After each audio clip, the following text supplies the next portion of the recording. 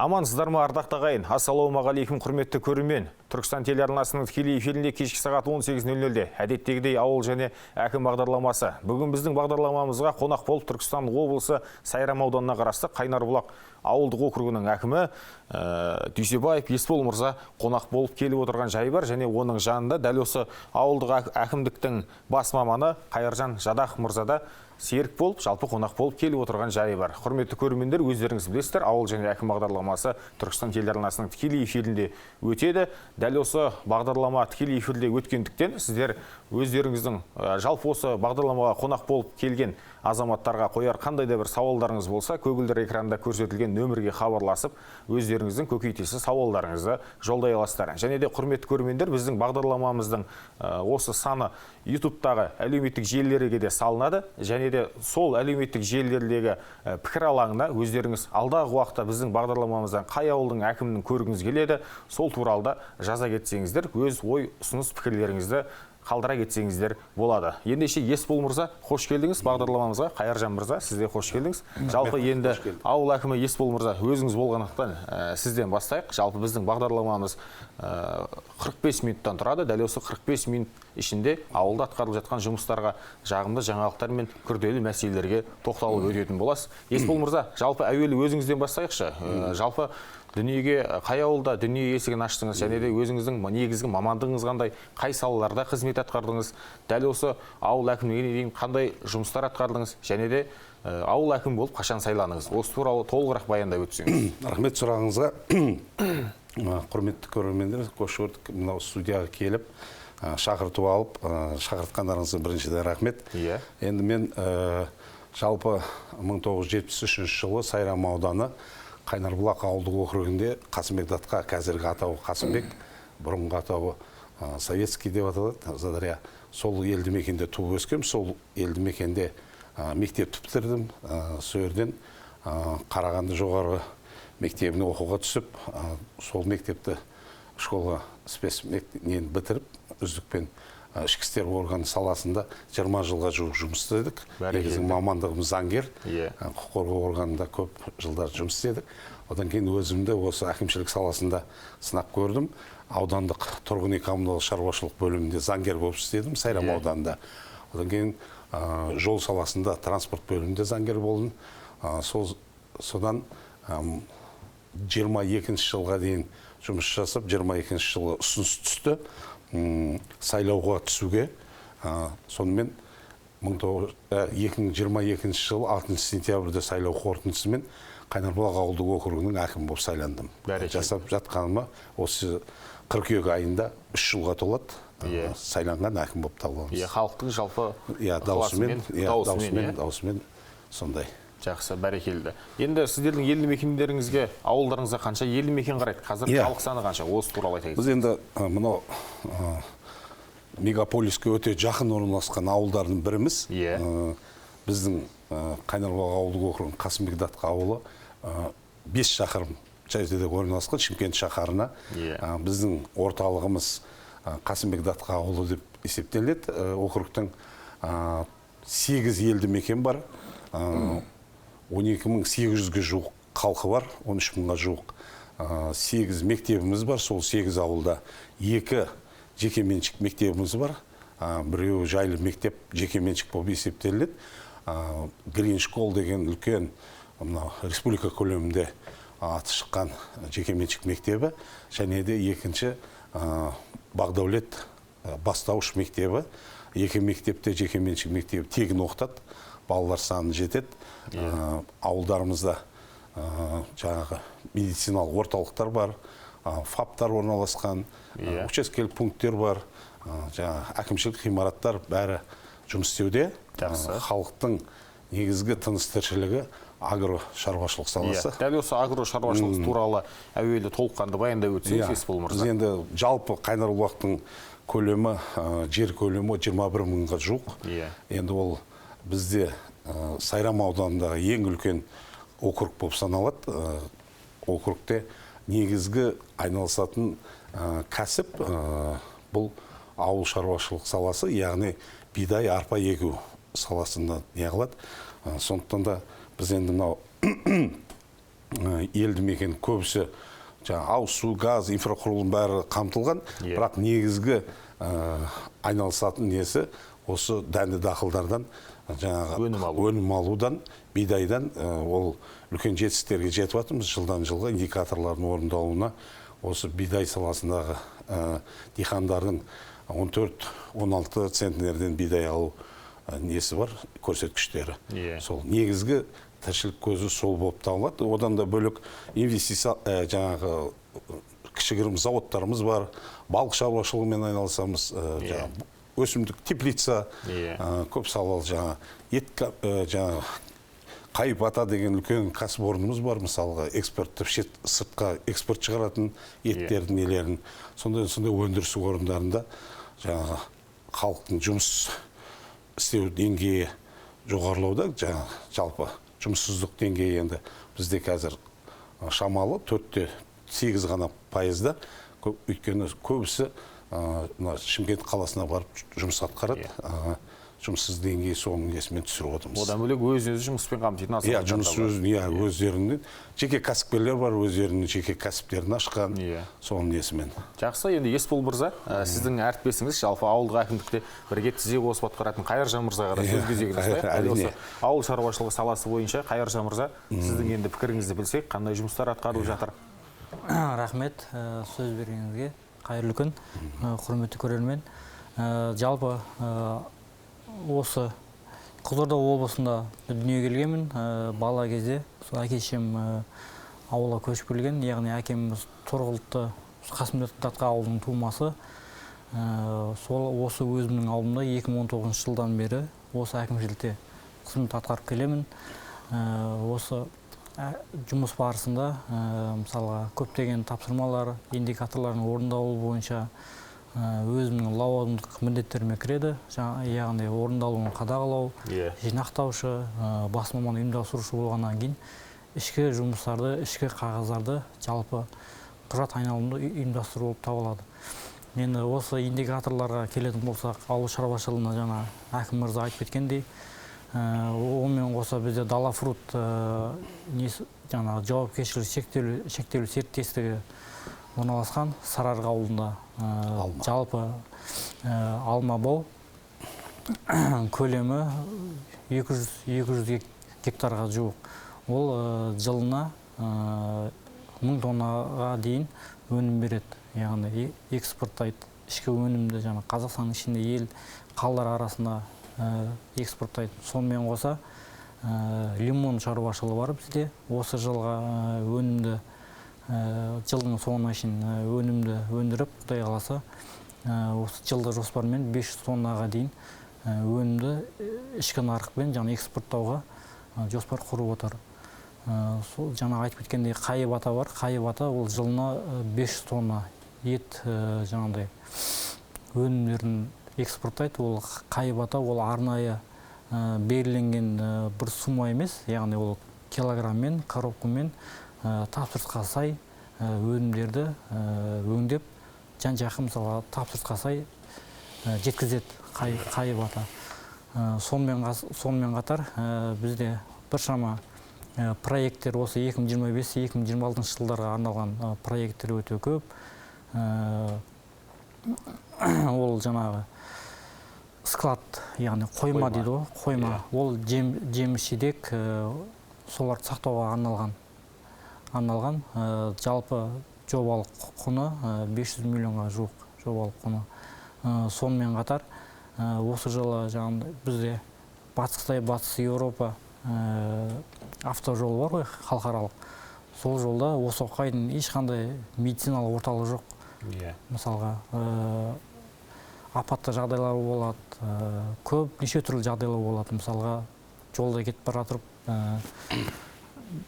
мысалға адамдардың жүрегі ауырады, басқа жер ауырады. Сол кезде мысалға жедел жәрдем шақырған кезде ұзақ уақыт талап етеді.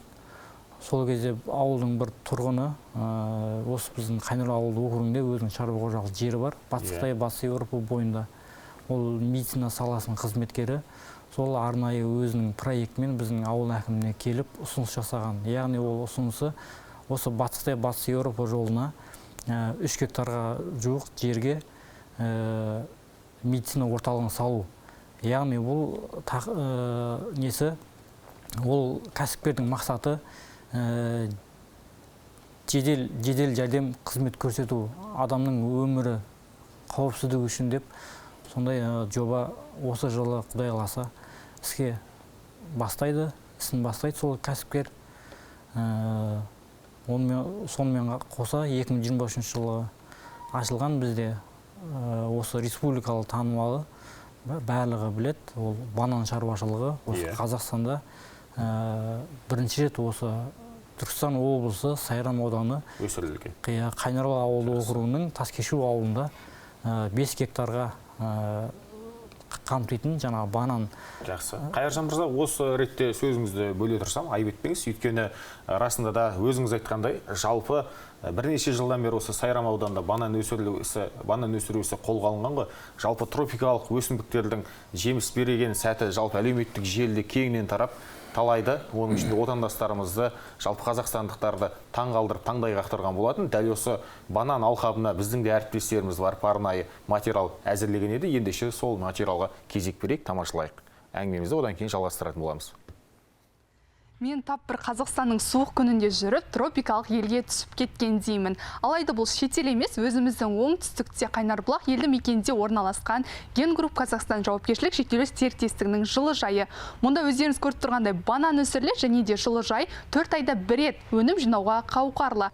Жылыжай кешенінің жалпы аумағы 5 гектарды алып жатыр. Алғашқы өнім 2024 жылдың наурыз айында жиналды.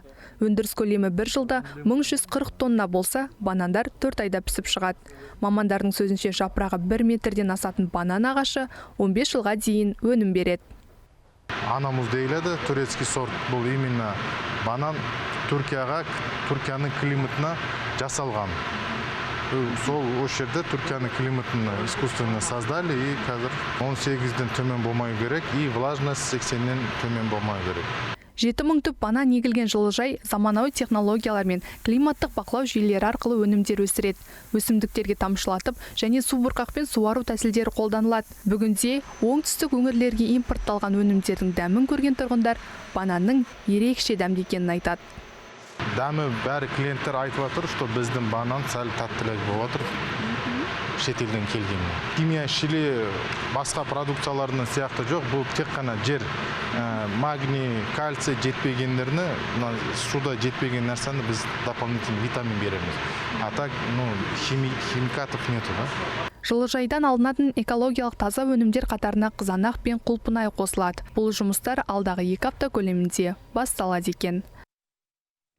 Жақсы, бәрекелді, мінекей банан өсіріп отқан азаматтардың еңбегін көріп расында да көз сүйсінеді. Өйткені жалпы Түркістан облысында неше түрлі жеміс-жидектердің, көкөністердің, бақша дақылдарының өсетінін білеміз ғой. Дегенмен де банан өсіру бұл бірінші рет болып тұрған жағдай. Есбол мырза, енді осы шаруа қожалықтың иелерімен өзіңіз де тілдесіп көрген боларсыз. Жалпы банан өсіру туралы идея бұл кісілерге қашан келді? Ол баста негізі тәуекел етіп банан өсіруге шешім қабылдау, жалпы негізінде расында айтқанда бір қорқынышты, жалпы екінің бірі бұлай тәуекелге бара бермейтін шешім ғой. Осы туралы айта кетсеңіз. Жалпы бұл бізге Қазақстанға банан Эквадор мемлекетінен келеді екен. Эквадор мемлекетінен келеді, өздеріңіз ойлаңыздар, қаншама мұхит асып келеді, темір жол, логистика, қанша шақырым. Бірақ енді қазіргі мынау Ген Группның шығарып жатқан 1000 тонна 300 деп жатыр ғой, 1300. Ол біздің ішкі нарығымыздың 1% ғана жабады екен. Мәссаған. 1% ғана. Сонда бұл кісілердің жоспары 3 кезеңге бөлінген. Қазір мынау бірінші кезеңін көріп отырсыздар, 2 миллиардқа жуық ақша құйылған. Бұл түрік компаниялармен бірігіп жасалған Ген Групп компаниясы. Енді бұл осы 2 жыл бұрын басталардың алдында түрік кәсіпкерлер келіп лабораториялық зерттеу жүргізді. Біздің топырақты Түркияға алып барып, сөрден зерттеп, біздің топырақтың құнарлығы мен күннің климаттың несі өте қолайлы болып табылды. Әсері. Біздің топырақтың несі, даже түрк мемлекетінің топырағынан да жақсы болып шықты. Және де өздері сондай шешім қабылдап, осы банан 5 гектар алқапқа жасады. Әрі қарай тағы да 5 гектардан бұлардың жоспарлары, қызанақ, не екенбіз деп отыр ғой, бұлар негізі жоспарында голубинка деген бір өсімдік бар. Иә. Рынок жаңа нарықта 12 мың теңге тұрады. Негізі соған басымдылық беріп жатыр. Сол саладан біз тағы да бөлек агро сектор құрып 90 гектар жерге меморандум жасалып, сол жерлерден де бұлардың кеңеюіне мүмкіндік беріп жатыр. Бұл енді проект келгелі іске асырылып жатқан аудан әкімі Арман Сәбитовтің тікелей қолдауымен осы жұмыстар жүргізіліп жатыр. Мына басшысы Ислам деген жігіт, негізгі құрылтайшылар нелер Түркия мемлекетінде, ол кісілер үлкен жиындар не болған кезде келіп жұмыс жасайды. Енді бір айта кететіні, қазір бұл кәсіпкерлер екі жақты ұтымды жұмыс жасап отыр да. Бұлар енді тек бананды сатып неғып қоюмен емес, қазір осы өзіңіз айтқандай таңғалатын, таңғажайып бір нәрсе болды дегеннен кейін, бұлар қазір осы теплицаны жылыжайды туризмге айналдырып. Иә. Балалар барып, тамашалап, қазір каникул уақытында басқа облыстардан да келіп, тамашалап, несінде экскурсия болады. Өткенде әзілдеп отырмыз, мынау банан алқабында тек бір маймыл ғана жетпей тұр ғой деді. Әр саябаққа айналып дейсіз ғой. Саябаққа да айландырып кетеді деп. Сондықтан да өткенде барып, аудан басшыларымен көрдік, ол туризм экскурсия жасап жатыр, балалардың бәрі күліп, керемет бір көңіл көтеріп жатыр. Енді инвестициялық несі арғы этаптар жүзеге асу керек. Айтып отыр, жерде бәрі өздерінің мүмкіндік берілген. Одан бөлек біздің аудан әкімінің тапсырмасымен тікелей біз тағы да бұл кісілердің ары қарай кеңейіп жұмыс істеуіне мүмкіндік беру үшін жаңағыдай не жасап жатыр. Біз енді кәсіпкерлермен, түрік кәсіпкерлермен кездескен кезде мен де өзім ұсынысымды айттым. Біз енді ол кісілерде білетін болсаңыздар, мынау фисташка өнімі. Жер жаңғақ дейміз. Жер жаңғақ дейміз, сол тауда бар бізде. Сол жер жаңғақ өнімін бізге шаруаларға үйретсе деп жатырмыз да. Ол да бір 100 жыл өмір сүретін өсімдіктің бірі екен. Көп жылдық ағаш. Көп жылға штамп беретін суарма. Сол қазір мынау енді мемлекет басшысының несімен су үнемдеу технологияларын өндіру керек болып жатыр. Барлық жерлерде сол скважина қазып не жасайтын болса, кәсіпкерлер қызығушылық танытады деп жатырмыз да. Біз мысалы бір сол бидаймен, арпамен, картоппен қалып қоймай, басқа да бір кәсіптің, басқа да бір өсімдіктің нелерін үйренсек деген ниет қылдық. Ол кісілер дұрыс қабылдады біздің нелеріміздің бәрін. Келешекте егер неғылатын инвестиция жасайтын болса, енді аудан әкімі Арман Сәбитов жер қарастырып тауып беруге дайынбыз ғой, әрдайым. Жақсы. Есбол мырза, енді жаңа өзіңіз айтып қалдыңыз, бұл банан алқабында қанша тонна банан көп өсірілгенмен де бұл ішкі нарықтың бір ғана пайызын қамтимыз дедіңіз. Десе, яғни бұл банандар Түркістан облысының өзінің тұрғындарынан да артылмайды екен ғой? Артылмайды, артылмайды. Артылмайды екен. Мен өз көзіммен көрдім, келіп, ашнеге артып кетіп атқан магазиндер басқа доставкаға. Енді қазақ елі жиын тойы жалпы отырысы көп халықпыз ғой, қанша дегенмен де. Дастарханымызда қазір банан, алма, жеміс-жидектер болмаса, онсыз бір жағы ят, әрі бір жағы бос көрініп тұрады. Есбол мырза, одан бөлек жаңа айтып қалдыңыз, түрік ғалымдары топырақты арнайы зерттеп, мынау күн сәулесінің түсуімен топырақтың құрамын арнайы зерттеп барып өсіріп. Енді қазіргі таңда сонда агро салада мынау бір ғылыми жаңалықтарда енгізіліп жатыр ғой, баяғыдай мынау кезіндегідей жерді айдап, жай ғана дән сеуіп қана қоймай, мынау ғылыми негіздемелерге, теорияларға сүйеніп барып, шаруалар осылай өсіріп жатқан жайы бар екен. Жақсы, бәрекелді. Бұларда еще тағы да айта кететін бір қондырғы бар, GPS сияқты қондырғы. Соны олар Түркияда кәсіпкерлер осы саяжайдың ішіндегі температураны, солар өздері тікелей бақылап отырады. Жаңа көрдіңіз, 18 градустан төмен болмау керек, ылғалды болу керек. Ішіне кірсеңіз, пар сияқты болып тұрады бұл. Бір температурада болу. Бір температурада. Соны өз кәсіпкерлер Турциядан бақылап отырады. Сонау Түркияда отырып та бақылап отырған мүмкін. Сол жаңа қондырғыны қойып болған, сол тікелей солар өздері қарап отырады. Жақсы, бәрекелді. Ендеше, Қайыржан мырза, жалпы ауылдағы, елді мекендегі агро саладағы өзге де жаңалықтар туралы өзіңіз тоқталып өтсеңіз, енді егістік туралы, мынау жеміс-жидектер туралы білдік. Енді мал шаруашылығы туралы қандай айтар ойларыңыз бар? Мал шаруашылығына келетін болсақ, осы 2023 жылдан бастап жаңағы ел президентіміз жаңағы бағдарлама шығарды, ауыл аманаты. Осы біздің Түркістан облысының әр ауданға жаңағы үкіметтен, жаңағы ұлттық экономика министрлігінен бөлінген қаржы әр облыстарға бөлінген. Сол біздің Түркістан облысының Сайрам ауданына 7,5 миллиардқа жуық, жалпы енді Түркістан облысына 7,5 миллиардқа бөлінген. Соның ішінде біздің Сайрам ауданының Қайнар ауылдық округінде жаңа бірінші этапта біздің округке берді.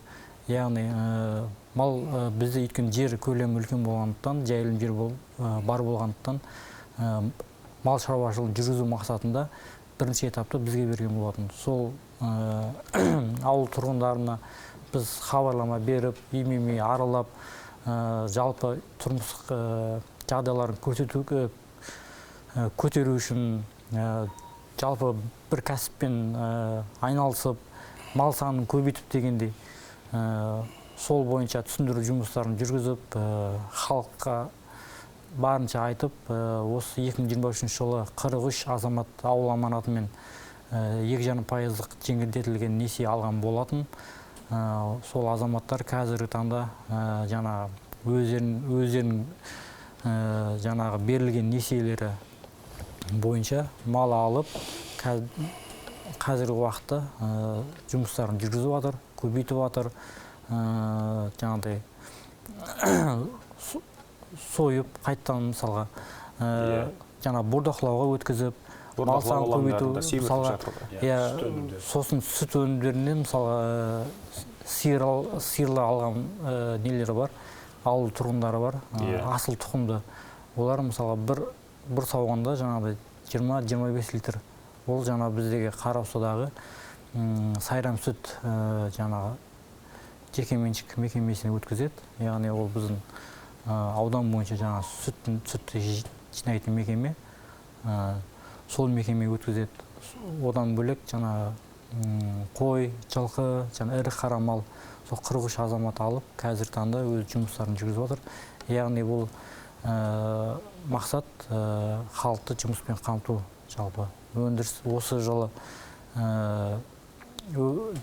өндіріс корпоратив құрып, ауыл тұрғындарынан, яғни жинақталған шаруа қожалықтардан өндіріс корпоратив ашып, сүт өнімдерін дамыту бойынша жаңағы осы ауыл аманаты бағдарламасы қазіргі таңда іске асырылып отыр ғой, жылдан жылға. Сол кезде алмаған азаматтар осы жылы келесі жылы алып, сүт өнімдерін көбейту мақсаты жұмыстарын жүргізу, түсіндіру жұмыстарын жүргізіп жатыр. Одан бөлек мал шаруашылығы бізде Қайнар уақытта мысалға жылдан жылға көбеймесе, керісінше азаймайды. Өйткені халықтың тұрмыс тіршілігі ауылда болғаннан кейін көпсінде мал бар мысалға. Бір мал, екі мал, сол бойынша. Қалаға мысалға қаншама жақын болсақ та, бірақ біздің Қасымбетқа ауылы орталық болғанымен, төрт асыраудан ажырамаған ғой. Ажырамаған. Өйткені біздің орталық Қасымбетқа ауыл болса да, біздің ауылды округке қарасы басқа елді мекендері бар. Бізде мысалға 10-13 километр алшақтықта Сарарық, Тоған деген елді мекендерде бірыңғай мал шаруашылығымен айналысады. Жалпы одан бөлек енді қазір ауыл тұрғындарының арасынан негізінен осы арнайы бір бассейнде, хаузда балық өсіру шаруашылығы кеңінен дамып келе жатыр ғой. Сіздердің елді мекендеріңізде осы кәсіп түріне ден қойылған ба? Жалпы тұрғындардың қызығушылығы ынта-жігері қалай? Рахмет. Жалпы біздің ауылда бұрыннан келе жатқан мысалы Көмешбұлақ өзені бар. Сол Көмешбұлақ өзенінен 41 көл, жасанды көл жасаған кезінде КСРО заманында. Сол әлімгүйдің бар. Сол 41 көл. Сол 41 көл қазір таңда жеке меншікке өтіп, екі кәсіпкер алынған. Бірінші кәсіпкер 16 көлді жалпы қамтамасыз етеді. Сол кәсіпкер 2022 жылы үкіметтен 750 миллиондай несие алып, 20-25 шақты қазір балық өсіретін бассейн, жасанды бассейн жасап, көмеш балық деген арнайы өздерінің мекемелері бар. Сол жерден балық өсіріп, біздегі Шымкент қаласына жақынбыз ғой, Шымкент қаласындағы жаңа кафе, ресторанға экспорттайды ішкі неге. Ішкі нарыққа. Сол мекеменің өзінің жаңағы дәмханасы бар, көмеш балық деген.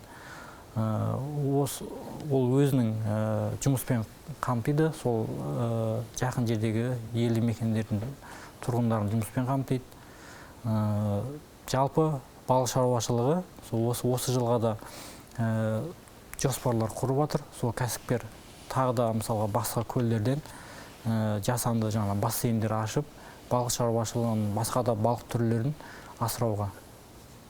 Жалпы енді мүмкіндік мол дейсіз ғой бұл кәсіпті дамытуға. Жақсы, көп рахмет Қайыржан мырза. Енді Есбол мырза, жаңа өзіңіз айтып қалдыңыз, ауыл шаруашылық саласында айтарлықтай жетістіктер бар. Енді оған байланысты сіздердің көрсеткен нәтижелеріңізге орай облыс әкімі тарапынан, аудан әкімдігі тарапынан да түрлі сый-сияпаттар табысталып, белгілі бір деңгейде осы жыл сайын ауыл шаруашылығы өнімдерінің нәтижесі болады ғой, жалпы күз мезгілінде. Осыған байланысты белгілі бір дәрежеде орындар, жалпы номинациялар тағайындалған болар. Енді өзіңіз әкелген мынау статуэткаларға қарасам, белгілі бір деңгейде жетістіктерге жеткен секілдісіздер. Осы туралы тарқатып айтып берсеңіз. Бұл жалпы қандай жетістіктер үшін берілген сыйлар? Енді жаңа айтып өткендей, Қайнарбұлақ ауылдық округінің аумағы үлкен болғандықтан, жаңа негізгі агросаласымен, бидай егумен, арпа, бидай дақылдармен біздің облыс көлемінде көрсеткіштеріміз, аудандық көрсеткіштеріміз өте жоғары болды. Соның ішінде ауыл округтерінің кесіндісіне қараған кезде біз 2023 жылы ең үздік ауыл округінің бірі болып, Алтынкөз несімен, агросаласымен бірінші орынды иелендік. Алдымызда тұрған статуэт бірінші орын. Бәрекелді. Содан кейін былтырғы көрсеткіштер бойынша, жаңа индикаторлық көрсеткіштердің орындалуы, агросалада бұл жерде тек бидайдың несіне қарап та қоймайсыз ғой, бұл жерде жаңағы ауыл шаруашылық саласына кіретін инвестиция тартылу мәселелері де бар. Жаңа өзіңіз айтып отқан банан бар, басқа лимон бақтары бар, теплица бар, су үнемдеу технологиялар, түрлі көрсеткіштердің несімен біз енді былтыр Қарабұлақ ауылдық округіне беріп қойдық. Орнымызды, бірақ алдыңғы үштікте келатырмыз деген ниеттеміз. Міне былтырғы 24 жылдың қорытындысымен біз екінші орынды иелендік. Бәрекелді. Осындай жетістіктеріміз бар алдыңғы уақыттарда. Агросаладағы жетістіктеріңіз. Енді одан бөлек тағы да енді үшіншісін айтайын ба деп не алып тұрмыз. Енді жақында ғана біз мамыр-маусым аралығында бізде мемлекеттік қызмет көрсету, мемлекеттік қызмет агентствосының ұйымдастыруымен үздік сапалы мемлекеттік қызметкер деген салада номинациясы бойынша конкурс жасалынған. Біз өзіміз заявка беріп, тапсырыс беріп, сол неге қатысып, енді түрлі салада қызмет көрсету салалар, өздеріңіз білесіздер, қазір лицензия деген түрлі қызмет көрсету салалары бар. Біздің Қайыржан тікелей сол мемлекеттік қызмет көрсету саласына жауапты. Сондықтан да шынын айтқанда осы кісінің үлкен еңбегі, менің әріптестерімнің еңбегі, ең үздік сапалы қызмет көрсетуші өңірлік байқауда біз облыс көлемінде, мен айта кетейін, ауыл округтерінің ішінде біз Қайнарбұлақ ауылдық округі үшінші орынды иелендік. Бәрекелді. Енді толығымен Қайыржан, бас маман Қайыржан айта кетсе болады. Қалай өтті, қалай не қалды біз енді. Мемлекеттік қызметке келгенімізге де аз уақыт бола қоймапты. Рахмет сөз бергеніңізге. Жалпы бұл конкурстың мақсаты осы Қазақстан Республикасының мемлекеттік қызмет істері агенттігінің басшысы Дархан Жазықбайдың ұйымдастыруымен жалпы үздік қызмет көрсетуші, сапалы қызмет көрсетуші номинациясы ұйымдастырылған болатын. Ол екі кезеңнен болады. Бірінші өңірлік кезең, екінші кезең республикалық кезең. Ол өңірлік кезеңде осы Түркістан облысының барлық ауданнан бір жаңағы үміткер қатысқан болатынбыз. Бұл сайыс екі түрлі бағытта. Яғни біріншісі клиентке бағдарланған қызмет көрсетуші, екіншісі үздік сервис қызмет көрсетуші. Мен осы үздік сервис қызмет көрсетуші номинациясына қатыстым. Яғни ашық айтатын болсам, әкімшілік ғимаратта осы тұрғындарға жалпы қызмет көрсету, өзіне өз қызмет көрсету бұрышы бізде жасақталған. Сол бұрышы арқылы ауыл тұрғындарына, жалпы азаматтарға жаңағыдай түсіндіру жұмыстары, көмектесу, сервис қызмет көрсету болып табылады. Менің өзімнің жеке тікелей лауазымдық міндетіме кірген болғандықтан, мысалға әртүрлі салада ауыл тұрғындары келеді. Мысалға жаңағы атаулы әлеуметтік көмек алатын азаматтар қазір білесіз, барлығы электронды түрде ЮГОВ сайты арқылы жүктеу үшін, мысалға соның ішінен кіріп белгіленген бір құжаттарын жүктейді. Сол мысалға ауыл тұрғындары мысалға қазір кезде шалғай ауылдан келетіндер, может быть, мысалға білмейді мүмкін. Сол кезде мысалы түсіндірем, керек емес талап етілмейтін құжаттарды мысалы жүктемей, керек құжаттарды жүктеп, жаңа ЮГОВ порталдары арқылы жіберіп берем. Сонымен қатар жер мәселесі бойынша жаңағы е-лицензия базасы арқылы мысалы қосымша жерді сатып алу, нысаналы мақсатын өзгерту, әртүрлі салаларда мысалға өтініштерін жіберу барысында талап етілмейтін құжаттар бұл жерде. Өйткені комиссияға ұсыну үшін барлық құжаттар міндетті болмайды, өзің комиссияға қарайтын құжаттар. Сол құжаттарды, керек емес құжаттарды алып, керек құжаттарды жаңағы сканер жасап, жаңағы өтініш жіберем. Сонымен қатар түрлі анықтамалар алуға, сонымен қатар мысалға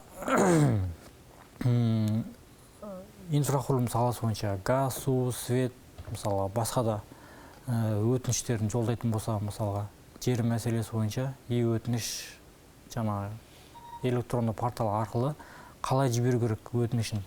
Мысалға ауыз су мұнарасы мысалға істен шықты. Сол бойынша мысалға ауыл тұрғындары аудандық жаңа тұрғын үй коммуналдық шаруашылығының бөліміне баратын болса, ол бөлімде басшысы болмаса, ол халық барып қайттан келем дегенше халық жаңа біраз уақыт алады, ол тиімсіз. Сол үшін жаңағыдай өтінішті көрсетілген проблеманы қағаз жүзінде жаңа жазуға көмектесіп, жаңа өтініш арқылы мысалға тиісті мекемеге жіберу. Ол жаңа білесіз, әкімшілік процесс кодекс арқылы тиісті заңға сәйкес жауап береді мекеме. Сол бойынша бұл жердегі мақсат халықты сандалдырмай, мысалға сол мақсатта әрі уақытты үнемдеу. Уақытты үнемдеу. Сосын халық пен биліктің арасында мысалы қазіргі уақытта сенімділік алыстау ғой. Сол себеппен арнайы осы өтініш базасы арқылы қағаз жүзінде электронды портал арқылы мысалға тиісті мекемеге жіберіп, ол тиісті мекеме сол өтініш иесіне қанағаттанатындай қылып жауап береді. Сол кезде халық сенім пайда болады. Өйткені барып басшысымен кездесіп немесе жауапты маманмен кездесіп, мысалға ауыз екі айтылған бөлек, қағаз жүзінде айтылған бөлек. Сол себепті қазіргі уақытта сол өтініш портал арқылы мысалға қызметтерін көрсетуге күнделікті мысалға жұмыстан атқарам. Жақсы. Көп рахмет Қайыржан мырза, түсінікті. Ендеше біздің бағдарламамызға келіп түскен алғашқы қоңырау бар екен. Көрерменіміздің сауалын тыңдап көрейік. Қайырлы кеш, сіз тікелей байланыстасыз, біз сізді тыңдап тұрмыз. Алло, саламатсыздар ма? Иә. Мына мырзаға сұрағым бар еді. Сіздерде мына Қайнарбұлақта жағдайы төмен отбасыларға қандай әкімшіліктен қандай көмектер беріліп жатыр, қандай жағдайлар жасалып жатыр? Бірінші сұрағым. Екінші сұрағым, Таза Қазақстан акциясы бойынша сіздерде іс-шаралар өтіп жатыр ма? Жақсы. Үшінші сұрағым, Иә. жастарға спортпен айналысатын жастар қандай жағдайлар жасалып отыр, және де спорттағы жетістіктері қандай жастардың? Жақсы, көп рахмет. Есбол мырза, енді Сайрам ауданындағы ауылдарда негізі халық тығыз қоныстанған. Халық тығыз қоныстанғандықтан да енді жағдай нашар, оның үстіне белсенді емес отбасыларда болады. Оларға енді белгілі бір деңгейде ауыл тұрғындарын асарлатуымен немесе өздеріңіз тарапынан белгілі бір көмектер көрсетіп жатқан болады. Осы туралы айта кетсеңіз. Жалпы біз мынау әлеуметтік көмек алушылардан бастайық. Иә. Біз келген кезде бізде саны өте жоғары болатын. Қазіргі таңда біз 30%-ға дейін азайттық. Бәрекелді. Қазір өйткені оның бірден бір себебі жаңа Қайыржан айтып кеткенде, ауыл аманатында 43 адамның ішінде 5 адам жұмыспен қамтылып отыр. Одан кейін біз мүмкіндігінше ол кісілерге жұмыс тауып береміз. Қоғамдық жұмысшылар бар, басқа бар, сол қызметтерді ұсынамыз. Одан кейін осы кісілердің АСП алушылардың тығырықтан шығуының бірі қарызсыз қоғам деген жоба бір емес екі реттен өтті. Белсенді қатысты сол жобаның иесінің арқасында заңгерлердің, кеңесшілердің кеңестерін алып, көп банктегі борыштарын басқасын өтеп, кәдімгі карточкалар, бұғатталған карточкалардың бәрі ашылып, жұмысқа кіріп кетті. Сондай иелермен қазір жұмыссыз атаулы әлеуметтік көмек алушылардың саны төмен түсті. Енді әрине қоғам болған соң барлық адам бірдей өмір сүрмейді. Бізде енді қамқорлық бағдарламасы бар облыс деңгейінде. Біз 5 адамды өзіміздің қамқорлығымызға алғанбыз. Алғанда әкімшілік емес, біз енді оны демеушілер есебінен мемлекеттен қаражат бөлінбейді. Ол кісілерге барып шаңырағын жөндеп береміз, басқа береміз. Бірақ енді көп ол кісілер көмекті меценат тарапынан жасалынады. Бізде үлкен меценаттың бірі, мен айта аларым, Сиқымбай Сағындықов деген ағамыз бар. Аудандық мәслихат хатшысы, депутаты және облыстың құрметті азаматы. Соның 2 ұлы бар. Олжас, Дәулет деген ұлдар бар, кәсіпкерлер, ірі илерді. Одан бөлікте аталмай атқан жаңағы үлкен кәсіпкер жігіттеріміз бар, ауылдан шыққан. Солар демеушілік жасайды. Айт мейрам болсын, басқа да мейрам болсын, әрдайым оларға азық-түлік себеттері таратылып тұрады, қаражаттар бөлініп тұрады. Одан бөлек осы біздің Қасымбек Датқаның өзінің үрдісі айналған осы 4 жылдың жүзінде әр мектеп жылғы 20 жыл болған мектеп бітірген түлектер сол ең төменгі отбасы қамтылған отбасыларына баспана салып беріп отыр. Бәрекелді. Қазіргі таңда мен қателеспесем 8 баспаналы болды. Одан бөлек қазір мынау жаңа Сағындықовтар отбасы 3 отбасына тікелей осы жақында біреуінің ашу салтанаты болады. Биылдың өзінде 2 отбасы, жаңа 20 жылдықтар бір отбасын салып берді.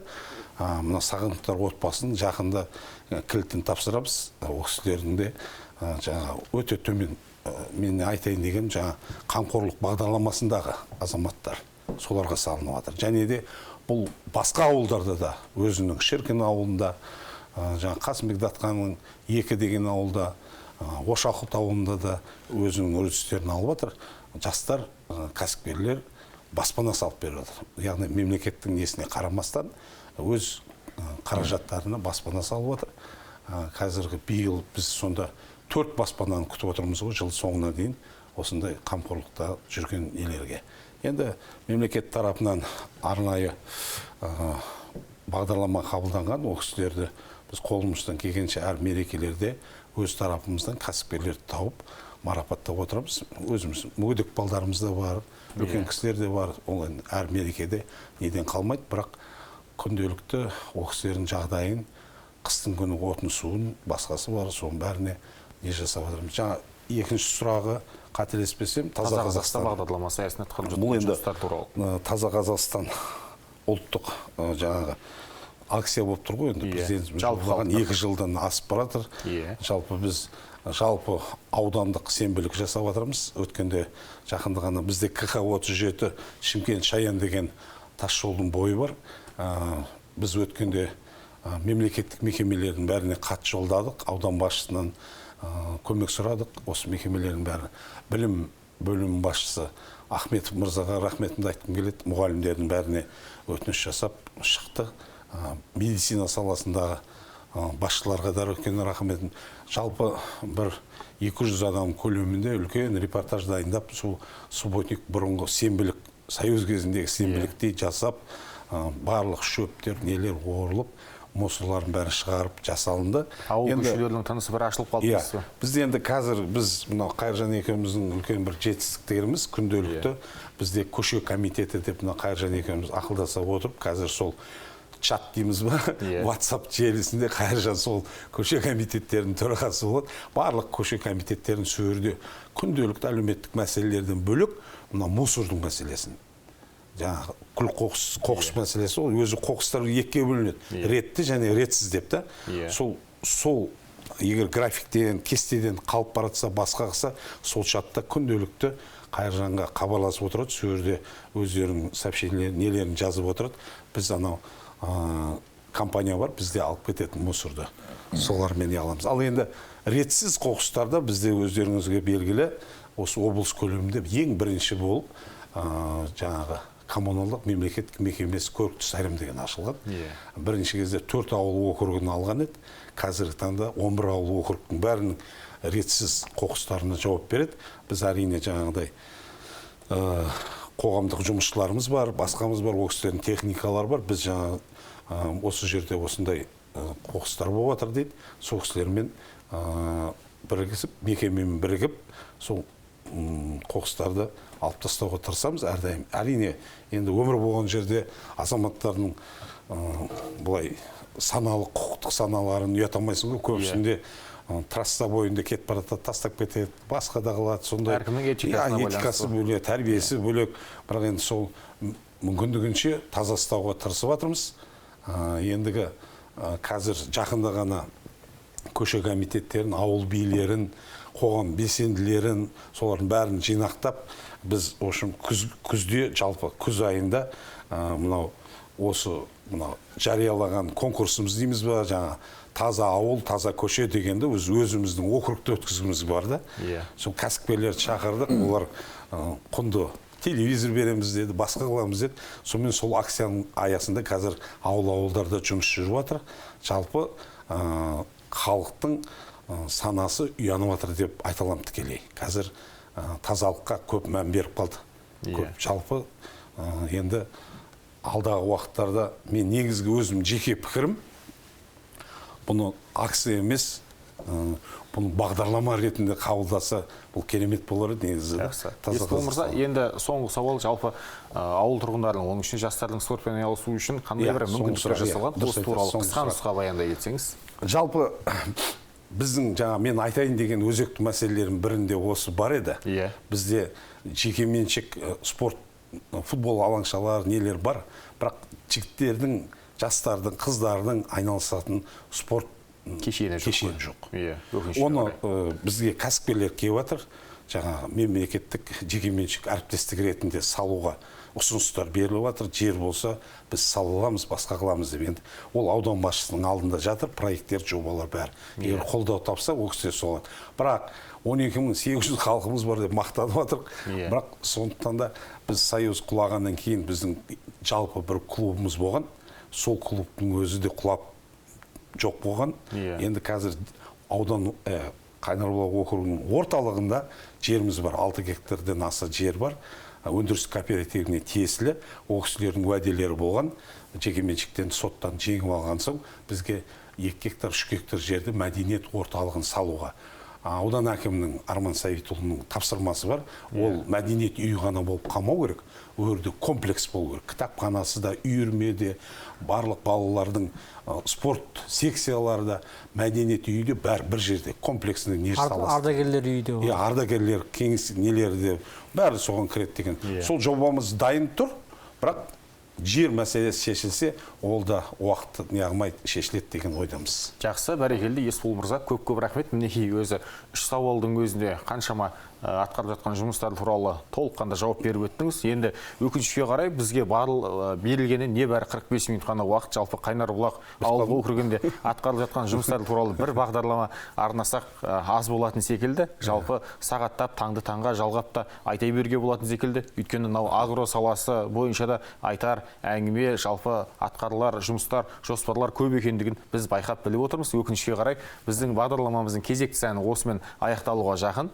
Ендеше құрметті көрермендер, ауыл және әкім бағдарламасының кезекті саны осымен тәмам. Бүгін біздің бағдарламамызда Қайнарбұлақ ауылдық округінің әкімі Есбол мырза және де ауылдық әкімдік аппаратының бас маманы Қайыржан мырза қонақ болып келіп, осы ауылдағы атқарып жатқан жұмыстар, жалпы жоспарлар туралы толығырақ баяндап өтті. Ендеше құрметті көрермендер, келесі кездескенше сау сәлеметте болыңыздар.